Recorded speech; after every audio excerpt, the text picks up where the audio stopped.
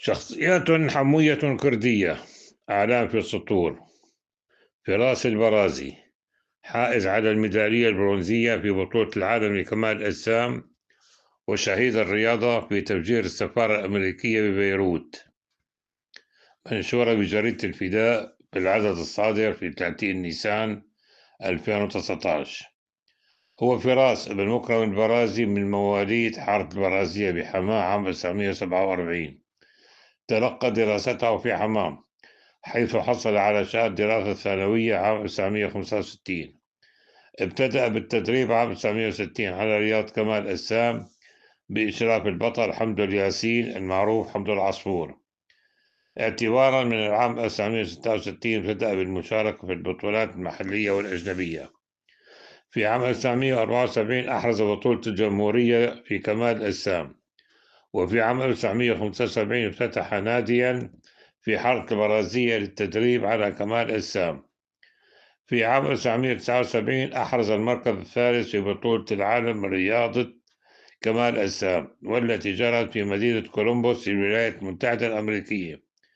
وبعد عودته إلى سوريا تم تكريمه من قبل الاتحاد العام الرياضي، وقد أجرى في حينها المذيع الرياضي الشهير عدنان بوزو مقابلة معه على شاشة التلفزيون العربي السوري تضمنت مشاهد من بطولة العالم في كمال الأجسام. وقد شاهد جميع مشاهدي التلفزيون الميدالية الذهبية التي حاز عليها.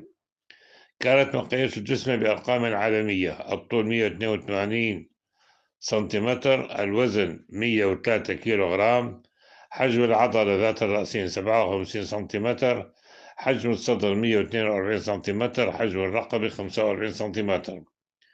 من أجل الاشتراك في بطولة العالم رياضة كمال الأجسام والتي جرت في حينها في لاس فيغاس بالولايات المتحدة الأمريكية، ومن أجل الاشتراك في تلك البطولة، فقد باشر بتهيئة الثبوتيات اللازمة لإبرازها للاتحاد الدولي الرياضي لرياضة كمال الأجسام. ومن الضروري حصوله على تأشيرة الدخول إلى الولايات المتحدة الأمريكية لإبراز الثبوتيات المطلوبة للاتحاد الدولي لرياضة كمال الأجسام. ومن أجل ذلك توجه إلى السفارة الأمريكية في بيروت في 18 من نيسان عام 1983 للحصول على تأشيرة الدخول إلى الولايات المتحدة الأمريكية، إلا أنه أثناء وجوده في السفارة وفي الساعة 1:03 حدث انفجار ضخم نجم عن تدمير السفارة بالكامل، ليقضي فراس مع أكثر من 60 شخصا نحبهم تحت الأنقاض، وليكون واحدا من الرياضيين في العالم الذين كانت الرياضة سببا في استشهادهم. المحامي معتز البرازي.